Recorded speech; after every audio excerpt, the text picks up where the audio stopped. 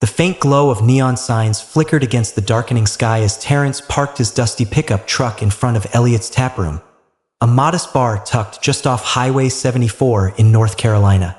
The bar wasn't much, just a quiet spot where locals, truckers, and weary souls came to unwind after a long day. A simple escape from the weight of life's demands. It was the perfect place for Terrence to find a moment of peace, a brief respite before returning to the chaotic routine that awaited him. Having just returned from deployment a week ago, he longed for the familiar comfort of home. His mother's cooking, the sound of his niece's excited voice, but most of all, he craved the quiet solitude that the bar offered as Terrence pushed open the creaky door. The murmur of conversation and the hum of an old jukebox playing Johnny Cash filled the air. He scanned the room, noting the familiar faces. The regulars huddled around the pool table, a few loners sipping their beers in silence, and a group of locals laughing near the bar. Nothing extraordinary, just an ordinary evening in an ordinary place. Terrence didn't come here to make friends. He didn't need to. All he wanted was a drink, a brief moment to clear his mind. He found a corner table near the back, tucked away but with a clear view of the room. His camouflage uniform blended into the dim ambience, save for the scuffed sneakers on his feet. Comfortable shoes for a soldier, not for impressing anyone.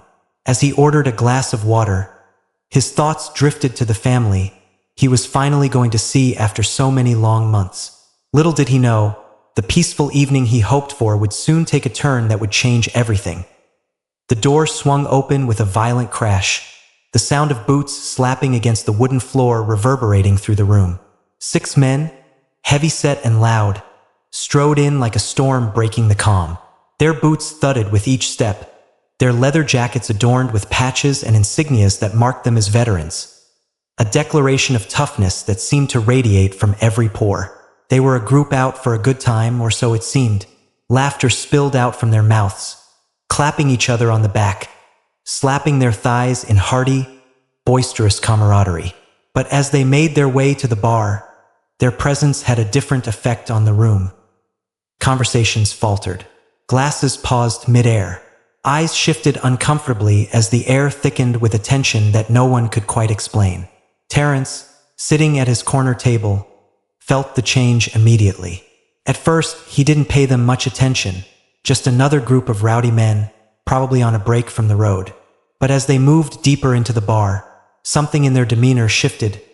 The leader of the group, a burly man with a salt and pepper beard, stopped at the entrance of the bar, his gaze zeroing in on Terrence.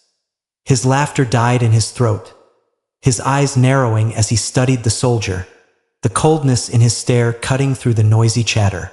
For a moment, the world seemed to pause. The sound of the jukebox, once a comforting hum, seemed distant, muffled by the sudden silence between them. The group behind the leader quieted too, sensing the shift. The bar, a familiar refuge just moments before, now felt charged with an unsettling energy. The leader muttered something low, too soft for Terrence to catch, but the tone was clear. There was something about the soldier that didn't sit right with him. The men gathered around him like sharks circling their prey.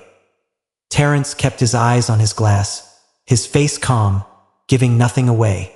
He had seen that look before, the kind that sized you up, judged you without so much as a word. He wasn't sure what had triggered it, but he had learned long ago how to handle people like this. Stay calm. Don't give them the satisfaction of reacting, and it'll pass. But this time, the weight of their eyes felt heavier. It was more than just suspicion. It was disdain, a judgment so thick it could suffocate. Nice uniform. The leader's voice broke the silence, his words thick with mockery. Where'd you get it? A Halloween store. Laughter followed, rough and cruel. Terrence didn't flinch. He didn't even look up. He took a slow sip of his water, the sound of the glass meeting his lips louder than it should have been in the stillness that enveloped the room. What's the matter, soldier? The leader continued, stepping closer, his boots creaking like the crack of a whip. No boots? No tags? You trying to play dress up for sympathy? Or maybe for a free drink? His words came with a sneer, dripping with contempt. The group behind him erupted into laughter again, their voices thick with mockery. It was a sound that crawled under Terrence's skin, but he refused to react. His heart beat a little faster, but his hands were steady. He had been through worse. "I don't need sympathy or free drinks," Terrence said, his voice level, calm, betraying none of the anger that churned inside him. "I'm just here to enjoy my evening." The leader paused, his eyes narrowing as if weighing Terrence's words. "Oh, I bet you are," he muttered, stepping closer, towering over Terrence, his presence overwhelming. "You don't look like a soldier to me. Where's your boots? Your tags? Hell, you probably don't even know how to salute properly." The men around him laughed again, the sound of it harsh and biting. One of the men added, "Bet he couldn't tell us the first thing about basic training." Another chimed in, probably never seen a battlefield in his life. The laughter was cruel, each word a stab that felt like it was aimed at Terrence's soul. He wanted to snap, to stand up and shout back, to show them just how wrong they were. But he didn't. He stayed seated, his jaw tight but his eyes calm. "I don't need to prove anything to you," Terrence said, finally meeting the leader's eyes, his voice calm but firm. "You don't know me, and you certainly don't know what I've been through." The leader's face twisted with irritation. He took another step closer, his breath hot and sour in Terrence's face. "Think you're some kind of hero, huh? Walking in here like you belong? I don't think you do." Terrence felt the weight of the words, but he didn't back down. "I've served 3 tours overseas," he said, his voice steady, cutting through the tension. "And I don't need your approval to belong anywhere." The room went silent. For a moment, it felt as though the entire bar was holding its breath. The leader hesitated, his bravado faltering under the weight of Terrence's words. But pride was a stubborn thing. He wasn't about to let Terrence win this. "Prove it," the leader sneered. "Show us your tags. Otherwise, you're nothing but a liar." Terrence's eyes flicked to the others in the group. Their uneasy glances betrayed their uncertainty, but none of them spoke up. It was clear they weren't as sure of their leader's accusations as they'd been a few moments ago. Still, no one made a move to stop him. "I don't owe you proof," Terrence said, his voice calm but firm. "But if you think starting something here is a good idea, I suggest you think again." The leader of the group, Hank, glared at Terrence, his face red with anger, the muscles in his jaw tightening as if ready to snap. The air between them crackled with an intensity that sent a chill down Terrence's spine, but he remained still, not a muscle twitching. He had learned long ago that staying composed in moments like these was his best defense. But the cruel taunts and mockery weren't something he could ignore. It wasn't just the words. It was the intent behind them. They weren't just questioning his uniform. They were questioning his identity, his worth. "You're nothing but a fake," Hank spat, his voice thick with venom. "A guy like you doesn't belong in that uniform. You don't have the right to wear it. You don't have the right to stand here." The group behind him murmured in agreement, their eyes narrowing, their posture shifting from drunken bravado to something darker. They were no longer just joking. They were preparing for a fight. Terrence could feel it in the way the air hung heavy, thick with their hostility. It wasn't just about a uniform anymore. It was about challenging his very existence. "You're just a kid playing dress-up," one of the bikers barked, his words cutting through the tension like a blade. "What, you think wearing camo makes you a soldier? Does it make you feel tough? Like you belong somewhere?" The group laughed again, the sound sharp and bitter, each chuckle like a slap across Terrence's face. But Terrence didn't flinch. His mind raced, every word stinging, every insult digging deeper. He had faced worse. He had been through hell. He had survived it all. And yet, this mindless, hateful mockery felt like a slap that rattled his very core. The thought of everything he had sacrificed, everything he had fought for, being reduced to a joke, made his stomach churn. He was a soldier, a man who had given his all for his country, for a cause he believed in. And these men, they didn't get it. They never would. They had no idea what it was like to walk in his shoes, to endure what he had endured. "You've never seen a battlefield, have you?" Hank sneered, taking a step closer, his towering frame looming over Terrence. "You don't know what real fighting is." You've probably never even held a weapon in your hands. You just wanted to wear the costume, didn't you? Thought you'd get some sympathy, some respect from people who don't know any better. The group behind him, emboldened by Hank's bravado, nodded along, their faces twisted with disdain. Terrence could feel their eyes boring into him, their judgment weighing him down. The laughter kept coming, relentless and harsh. They didn't know who he was, what he had been through. They didn't care. Terrence's hands tightened around his glass, his fingers pressing into the cold, smooth surface. He didn't need to prove anything to them. He had nothing to prove. He had earned his place in that uniform long before any of them had earned the right to call themselves veterans. He had seen the horrors of war. He had fought and bled for it. But the words, those mocking, hateful words, they burned in a way that he hadn't anticipated. Hank wasn't done. His smirk grew wider, more taunting. He leaned in closer, his breath reeking of cheap beer and cigarette smoke. You think you're tough? I bet you couldn't even fight your way out of a paper bag. You'd probably run crying back to your mommy if things got too rough. The group laughed again, this time even louder, like a pack of wolves circling their prey. Each laugh felt like a dagger to Terrence's chest, each word a reminder that, in their eyes, he was nothing more than a joke. But Terrence wasn't going to let them see him crack. He had faced real threats, real danger, things these men couldn't even begin to comprehend. He had held the hands of fallen comrades as they bled out. He had lived through moments of sheer terror, where survival meant more than pride or ego. He had seen enough death to know what truly mattered. I don't need to prove anything to you, Terrence said, his voice steady but his words cutting through the room like a blade. I'm not here for your approval. I'm here to enjoy my night. You have a problem with that? Take it somewhere else. Hank's face twisted into something darker, something more dangerous. The room seemed to hold its breath, every eye locked on the two men at the center of the storm. Terrence could feel the tension rising, the moment on the verge of snapping. He knew what was coming. He knew that the moment he let his guard down, they would take that as a victory. But he couldn't back down. Not now. Not when everything he had fought for, everything he stood for, was being torn apart by these men. For a moment, the room fell eerily silent. The laughter died. The sneers remained, but the energy in the air shifted. Hank took a step back, his eyes never leaving Terrence, as if sizing him up, wondering if he had pushed too far. Is that all you've got? Hank sneered, his voice low and dangerous. You think you can stand here and talk to me like that and get away with it? You're nothing but a coward hiding behind a uniform. Terrence's heart raced. He had no idea how this would end.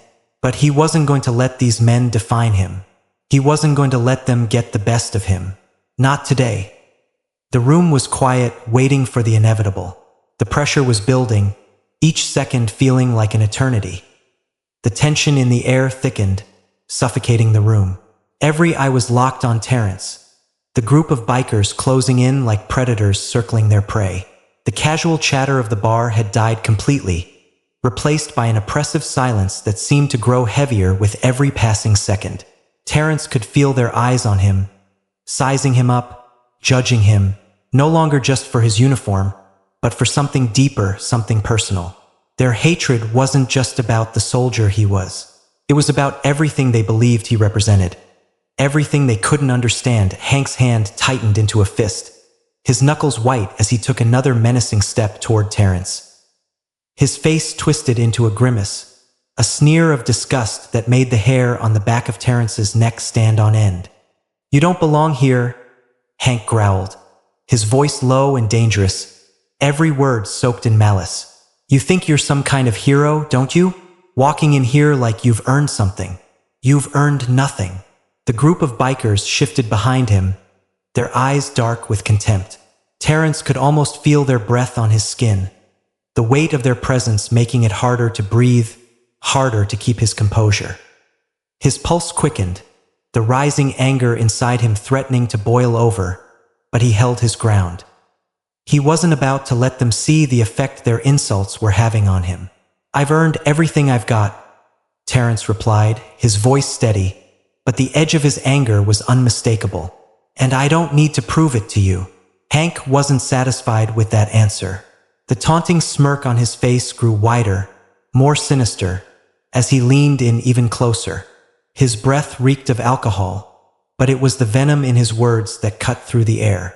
"Prove it then," he spat, his voice rising. "Show us your tags, your real uniform, your damn credentials. Otherwise, you're just another faker, and I don't take kindly to liars." The group behind him erupted into laughter again, their voices thick with mockery, but this time it wasn't just laughter. It was a challenge that Terrence couldn't ignore, no matter how much he wanted to stay calm, stay composed. They were pushing him, poking at his every insecurity, forcing him to react. And the worst part? They weren't even listening to him. They were too wrapped up in their own arrogance to see the man standing before them. A man who had sacrificed more than they could ever imagine. Terrence's hand tightened around his glass, the cool surface doing nothing to calm the fire that was building inside him. He had never been one to back down from a fight, but this wasn't just a fight over pride. This was a fight for dignity, for respect, for everything he had fought for over the years. "I don't need to prove anything to you," Terrence said, his voice quieter now, but firm. "But if you really want to test me, then maybe you should think twice before pushing me any further." The words hung in the air, thick and heavy with meaning. Terrence could feel the shift. He had said what needed to be said. He had drawn the line in the sand, and now it was up to Hank to either back off or escalate things to the next level.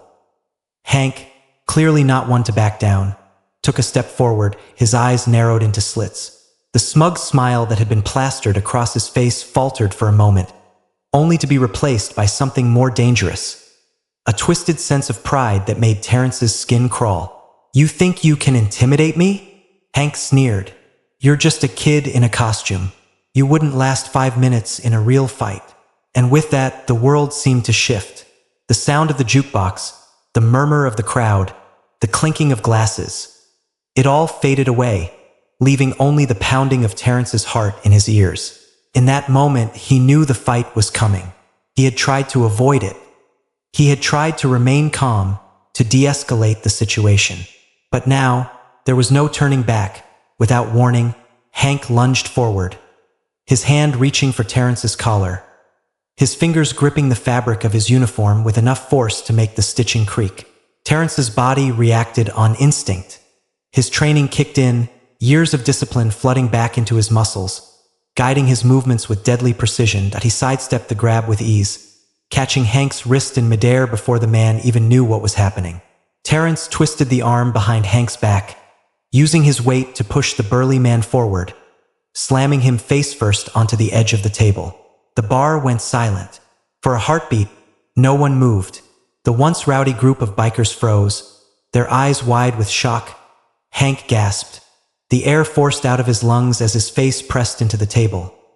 His arm twisted painfully behind his back. His attempts to struggle were futile.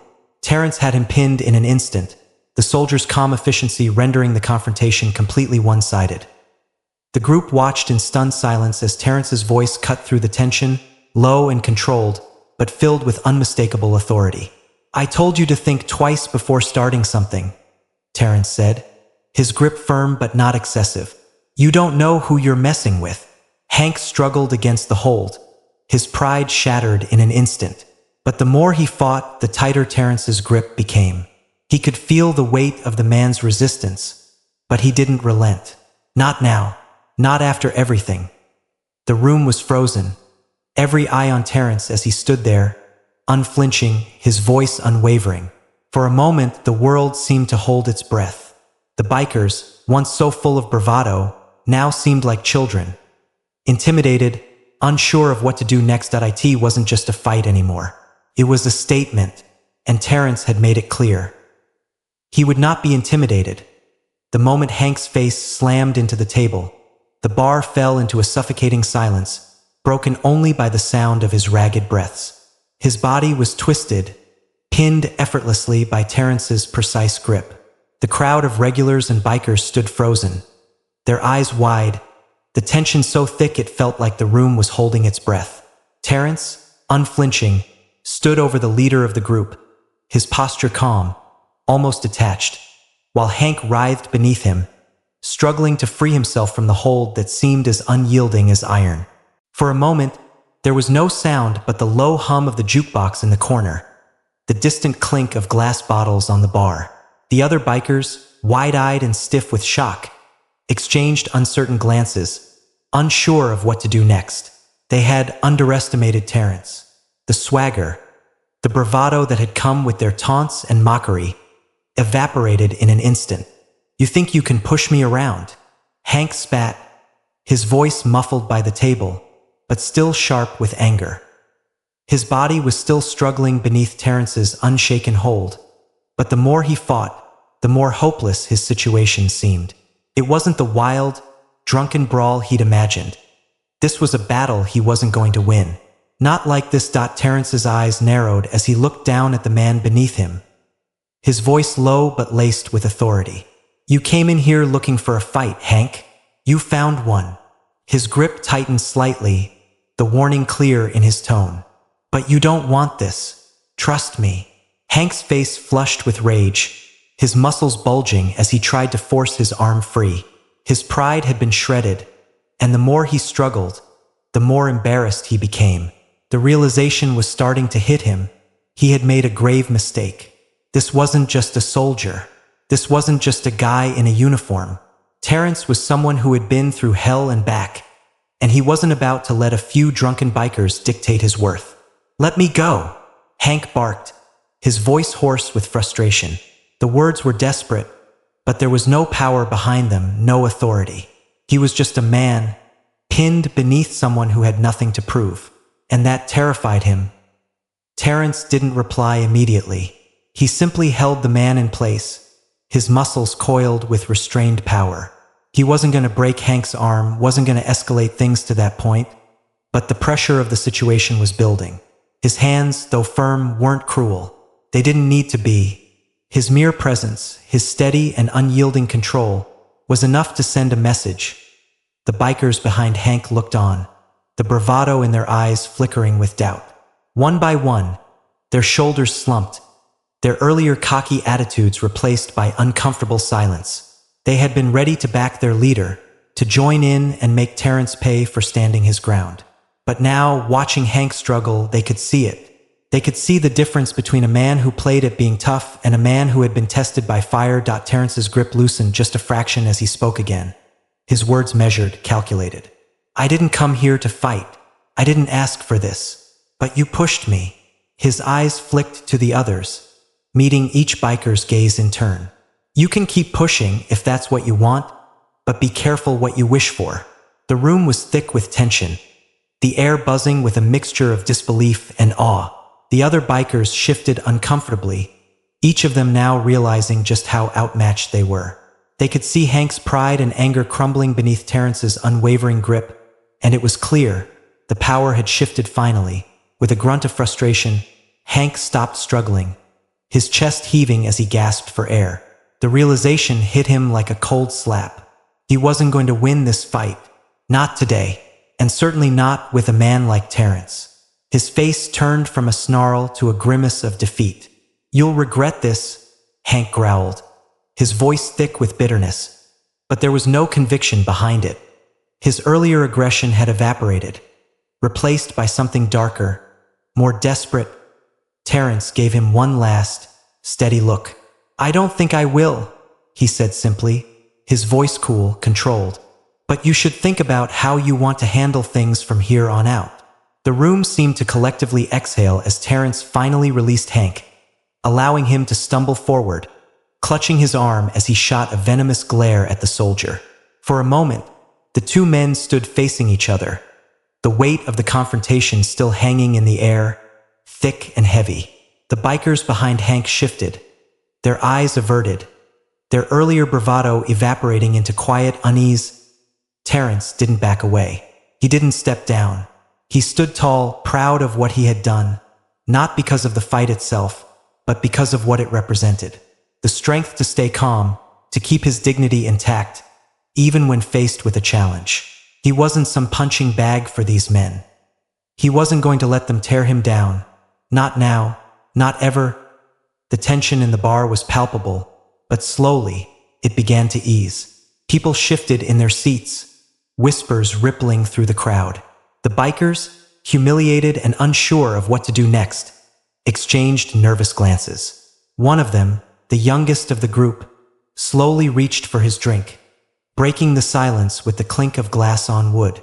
The moment was over, but the impact would linger as Hank retreated with his group. His pride bruised and his steps heavy, Terrence's eyes followed them, not with anger, but with a quiet resolution. He had fought the battle not with fists, but with strength of character. And in that moment, he knew the real victory wasn't in the fight itself. It was in how he had handled it. He had kept his composure, his dignity, and that was something they couldn't take away from him. The sound of distant sirens began to wail, slicing through the stillness of the bar, a sharp reminder that things had escalated beyond anyone's control. Red and blue lights flashed in through the windows, casting erratic shadows across the floor, making the room feel colder, more impersonal. The tension, which had been thick enough to cut through with a knife, seemed to shift. It was no longer just a standoff between Terrence and Hank. Now it was a matter of authority, a matter of whether the situation would spiral into something much worse. Terrence stood still. His muscles coiled, but his body relaxed, an eerie calmness washing over him.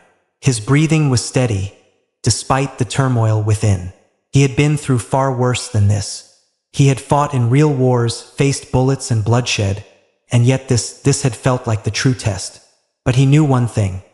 He wasn't going to let his honor, his pride, be stolen by this group of strangers. Hank, still clutching his arm and with a grimace of pain etched onto his face, shot one last venomous look at Terrence before turning and stomping toward the door. The rest of the bikers followed, their confidence shattered, their bravado completely gone. But even as they left, their presence lingered in the air like a dark cloud, hovering over the bar. The door slammed open, the sound of the hinges echoing across the room. The sound of boots hitting the floor followed soon after, steady and unyielding. 2 officers entered, one male, one female, their eyes immediately scanning the room, taking in the scene. The bar had fallen deathly silent once more, all eyes on the officers as they made their way to the center of the room. The male officer, tall and broad-shouldered, his expression unreadable behind mirrored sunglasses, was the first to speak. His voice was calm but firm, carrying the weight of authority. "We got a call about an altercation," he said, his eyes scanning the room. "Can someone explain what's going on here?" The tension escalated, the words hanging in the air. Terrence knew the drill. He had been in situations like this before, but there was something different this time. This wasn't a battlefield, a place where he could stand tall without fear. This was a bar full of strangers, each of them looking at him like a ticking time bomb, a bomb that could go off at any moment. Hank, still holding his arm and clearly fuming, was the first to speak, his voice hoarse with frustration and humiliation. "That guy," he sneered, pointing a shaking finger at Terrence. "He assaulted me. He's impersonating a soldier, wearing a fake uniform. You need to arrest him. Now." The male officer's gaze shifted to Terrence, meeting his eyes with a steady, unwavering look. There was no judgment in his eyes, no immediate assumption. It was as if he was waiting for Terrence to speak, giving him the space to explain his side. Terrence exhaled slowly, his voice clear, controlled. "That's not true," he said, his eyes never leaving the officers. "This man and his friends confronted me because they didn't believe I was a real soldier. When one of them tried to grab me, I defended myself." His words were measured, but the weight behind them was undeniable. He wasn't just telling the officer what had happened. He was defending everything he had fought for, everything that had brought him here. The female officer, who had been quietly observing, stepped forward. Her sharp features were softened by a calm, composed demeanor. She looked at Hank, her eyes narrowed slightly. "Did anyone witness what happened?" she asked, her voice cool but authoritative. The bartender, who had been silently watching the scene unfold, cleared his throat before speaking up. "I saw it," he said, his voice steady. "Hank went after him first. The soldier didn't start anything. It was Hank who instigated the whole thing. A murmur rippled through the bar, a quiet wave of agreement from the patrons who had been watching the whole ordeal unfold. One of the regulars, a man who had been sitting at the end of the bar, nodded. "Yeah, Hank's been on edge ever since he walked in," he said, his voice low but firm. "He's the one who started it." The male officer nodded, turning back to Terrence. "Do you have any proof of your service?" he asked, his tone neutral but serious. Terrence nodded slowly, the steady resolve never leaving his eyes. "I do," he said. He gestured to the duffel bag sitting at his table. "My service uniform, ID, and wallet. Feel free to check." The officer moved over to the bag, carefully opening it and pulling out the neatly folded uniform, adorned with badges and insignias that left no doubt as to its authenticity. He inspected it for a moment before glancing at his partner. She gave a small, approving nod, and the officer turned back to Hank, his tone now final. "You're clear," the officer said, his voice firm but respectful. "We appreciate your cooperation." Hank's face twisted with frustration, his pride completely shattered. "You're just going to take his word for it?" he growled, still clutching his arm. "What's to stop him from faking it all?" The female officer shot Hank a sharp, warning look, silencing him immediately. "Enough," she said, her voice cold. "From what I've heard, you instigated this. You're lucky he's not pressing charges for assault." The words hit Hank like a slap in the face, his defiance draining out of him in an instant. The rest of the bikers, still in shock, avoided making eye contact with anyone, shuffling awkwardly behind their leader. There was no more fire in their eyes, no more anger, only unease and regret. The male officer stepped back, his gaze sweeping over the room one last time before he addressed Hank and his group. "Here's how this is going to go," he said, his voice calm and commanding. "We'll be filing a report about this incident. If you want to pursue your claims, you're welcome to do so. But know that false accusations are a serious matter." Hank opened his mouth to protest but quickly closed it, realizing he had no ground to stand on. The officer's words had crushed what was left of his bravado. The officers took a few more moments to speak with the bartender, confirming the details before they turned to leave. As they did, the weight of the situation seemed to lift, and the room slowly returned to its normal rhythm. The regulars, still in quiet shock, whispered among themselves, their glances lingering on Terrence with a newfound respect as the door swung shut behind the officers. Terrence remained standing by his table, his body still tense, his mind racing. He had survived the confrontation, had kept his cool, had kept his dignity intact.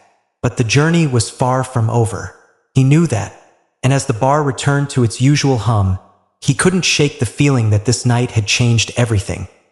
The days after the confrontation were a blur of unease and reflection for Terrence. He had expected the usual ebb and flow of his life, the quiet rhythm of homecoming after a long deployment. But the events at the bar, the words, the physical confrontation, it all lingered, a heavy weight pressing down on him. He couldn't shake the image of Hank's face, twisted in anger, then contorted with disbelief as he had been pinned to the table. But it wasn't just the fight that troubled Terrence. It was the feeling that this encounter, as small as it seemed in the grand scheme of things, had torn open something deeper. The prejudice, the ignorance, the challenge to his worth. It wasn't just the confrontation he had been forced into. It was the fact that it was a battle he had to fight every day, in countless small ways. So when the knock came at his door, it was the last thing he expected. He had just finished wiping his hands on a rag, his mind still replaying the events of that night, when the sound echoed through his driveway. At first, he thought it was a neighbor, someone coming to ask for help with a car issue or perhaps a friendly hello. But when he saw the figure on the motorcycle, a sudden, sharp recognition hit him. Bill, the wiry biker, the one who had been part of Hank's group, the one who had silently watched the entire scene unfold. Terrence's heart sank slightly. The last thing he expected was to see one of the men who had mocked him and challenged him, now standing at his doorstep. Bill cut the engine, dismounting slowly. His posture was cautious, almost hesitant, as though he didn't want to startle Terrence, like a dog trying not to upset its owner. He removed his helmet and looked up, meeting Terrence's gaze with an uncomfortable uncertainty. For a long moment, neither of them said anything. The air between them was thick with the weight of the previous encounter. Terrence stood there, silent, unsure of what Bill wanted. After everything that had happened, he wasn't sure he was ready to hear another apology. Wasn't sure he could stomach the words. But he also knew something was different this time. Bill wasn't just here to continue the animosity. Bill cleared his throat, his hands awkwardly stuffed into his jacket pockets, his eyes flicking nervously from the ground to Terrence's face. I just wanted to come by, he said, his voice quieter than Terrence had ever heard it, to say, I'm sorry for what happened. Back at the bar. Terrence stood frozen for a second, the words catching him off guard. He had expected Bill to come here with some sort of excuse, some form of bravado that would brush aside what had happened. But instead, there was an uncomfortable sincerity in Bill's voice, something raw that Terrence hadn't anticipated. Bill continued, his voice shaky as if he wasn't sure if Terrence would even let him finish. I know I didn't stop Hank when I should have. I just stood there, watched it all happen. And man, I've been thinking about it ever since. I know it was wrong. What we did. What Hank did. It was all wrong. I should have done something. Terrence stayed silent, his arms crossed as he watched Bill shift uncomfortably on his feet. There was no anger in Terrence's chest anymore, just a kind of quiet disbelief. He wasn't sure how to respond. Part of him wanted to just close the door, to walk away from the whole mess.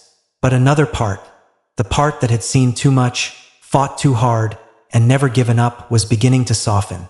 This wasn't the apology he had expected, and that was what made it different. Bill's eyes met his again, this time more resolute.